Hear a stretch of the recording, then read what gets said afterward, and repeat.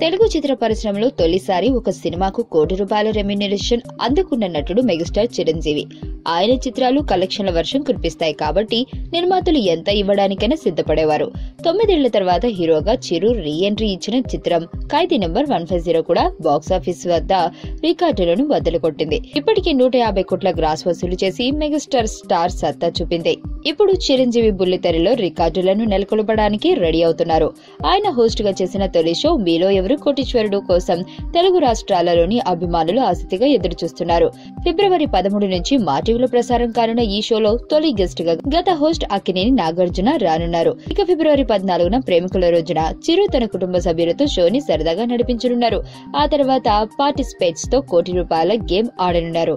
ఎంత ఆసక్తికరంగా సాగి ఈ షోలో ఒక ఎపిసోడ్ కి బాస్ 10 లక్షల రెమ్యునరేషన్ తీసుకుంటున్నట్లు సమాచారం. గంట ప్రసారం అయ్యే ఒక ఎపిసోడ్ కి 10 లక్షలు తీసుకోవడం తెలుగు టెలివిజన్ చరిత్రలో ఇదే తొలిసారి. షో టెలికాస్ట్ కి ముందే రెమ్యునరేషన్స్ విషయంలో రికార్డులను బద్దలు కొట్టిన ఈ షో ప్రసారమైనప్పుడు ఇంకెన్ని రికార్డులను షేక్ చేస్తుందో చూడాలి.